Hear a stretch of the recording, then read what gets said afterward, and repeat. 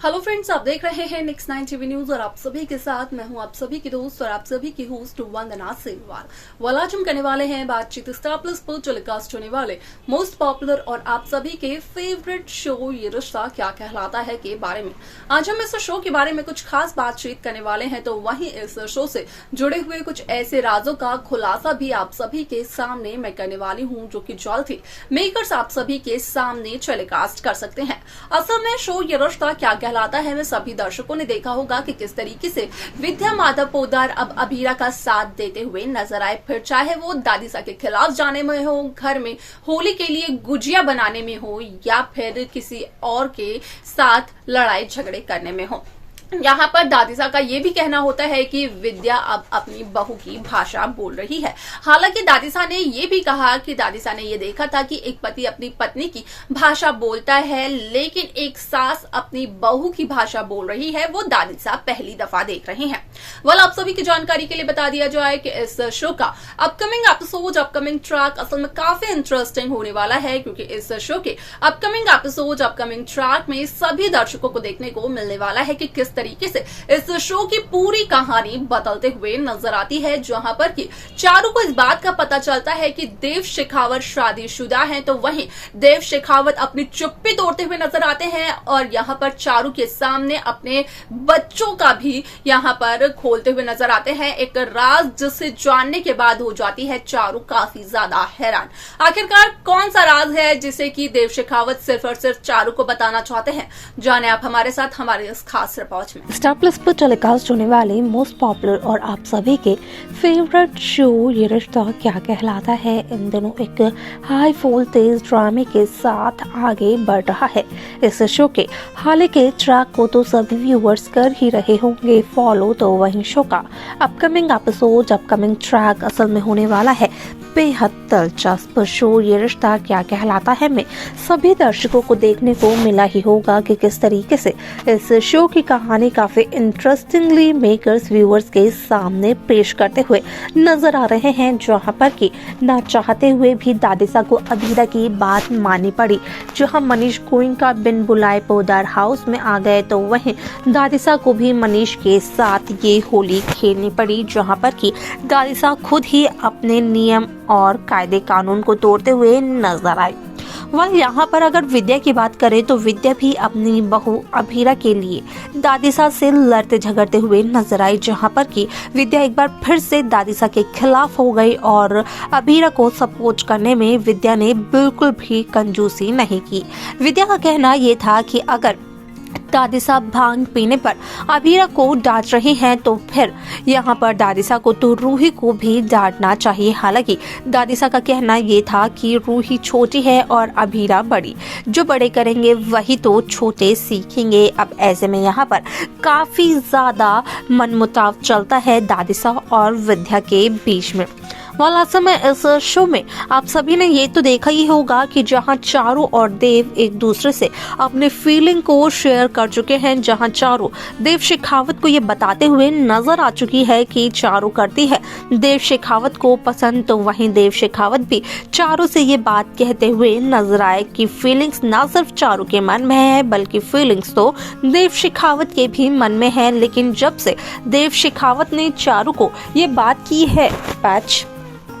ये बात कही है, तब से देव शेखावत चारू को कुछ बताना चाहते हैं। हालांकि जब भी देव शेखावत चारू को सच्चाई बताने की कोशिश करते हैं, तो कोई ना कोई काम जरूर निकल पड़ता है। जिस तरीके से देव शेखावत ने जब पहली दफा चारू को सच्चाई बताने की कोशिश की, तो उस दरमियान कोई इम्पोर्टेंट फोन कॉल आ गया देव शेखावत को। लेकिन उसके बाद होली के दिन जहां देव शेखावत ने रेस्टोरेंट में बुलाया चारू बंसल को, तो वहीं एक शख्स ने देव शेखावत की पत्नी के बारे में जिक्र किया, जहां पर कि देव शेखावत और चारू बंसल का ये रिलेशन 2 दिन से भी ज्यादा नहीं टिक पाया। अब ऐसे में आप सभी की जानकारी के लिए बता दिया जाए कि इस शो को लेकर असल में सोशल मीडिया पर एक खबर बेहद तेजी से हो रही है वायरल, जिसके अकॉर्डिंग की इस बात का किया गया खुलासा कि शो ये रिश्ता क्या कहलाता है में देखने को ये मिलने वाला है कि किस तरीके से